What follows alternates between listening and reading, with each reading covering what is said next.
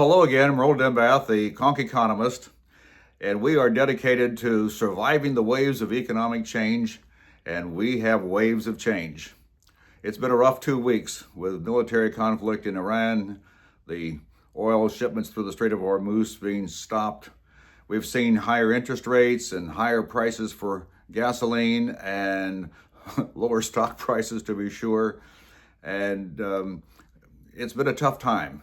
And we're going to review it and make some suggestions as to how we can try to survive these waves of economic change.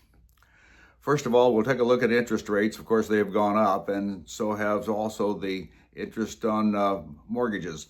We have been having a series of programs on buying your first home in 2026. I still believe you should try to do that. And I know it's going to be rough with mortgage rates probably staying about where they are, but I'm going to, at the end of the program, I'm going to give you some ideas as to how you might be able to cope with that. So let's go ahead now and turn to some of the events that have taken place here, and we'll start here with interest rates. The 10-year note reached a recent low of 3.9% right before hostilities began on 2/27. Afterwards, immediately climbed up to 4.28% last Friday the 13th. The 30-year fixed-rate mortgage rate immediately climbed up to 6.35% as of the end of Friday the 13th. Inflation is going to continue to be a problem.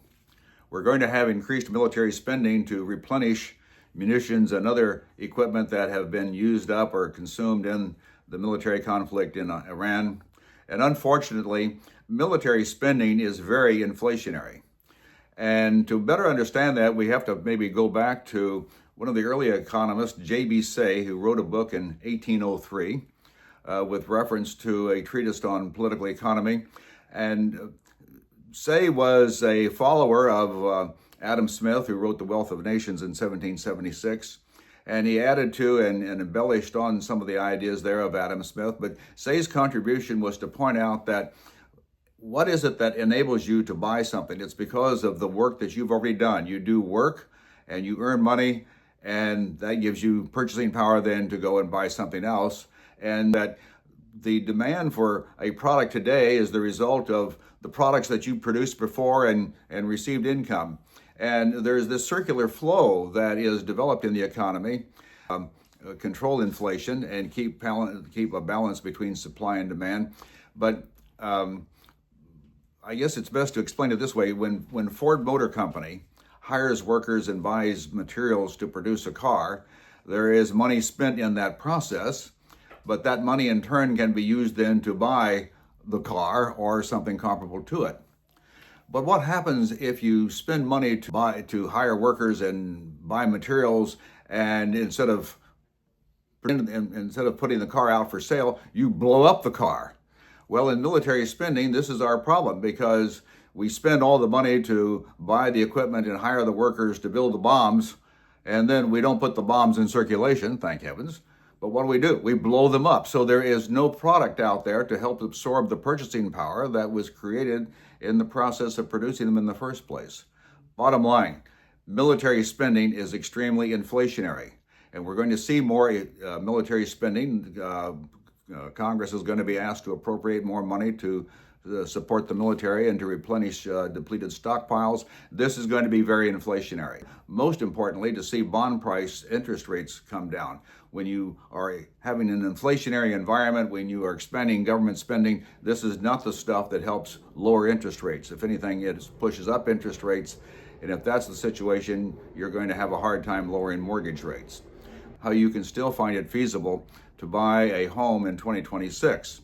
And that's going to be with effective and aggressive bargaining on your part as a buyer to get the price of the home down. Because accomplish more with a 10% drop in the price of the house than you can with, say, a 10% drop in interest rates. Let's take a look. Let's assume a purchase price of $400,000 on a house, 80% mortgage of $320,000. If the 30-year fixed rate is 6.7%, the monthly payment is $2,064.72 a month. If you can lower that interest rate by 10% down to just a little over 6%, the monthly payment is $1,924.54. But let's look and see what happens if we can get a 10% drop in the price down to $360,000. Mortgage now is 10% less at $288,000. The 30-year fixed at 6.7 is $1,858. Notice that the mortgage payment now at $1,858 is about 90% of what the previous one was at $2,064. Whereas the drop in price produced a drop of 93% in mortgage payment. So bottom line, you can get a little better monthly payment by dropping the price of the house by 10% as opposed to dropping the interest rate by 10%. Well, that concludes our program for today. I hope you found it helpful. Share it with others who are concerned about the times that we live in. And we appreciate your support, and press the like button and the subscription button, and we'll see you next time. Thank you.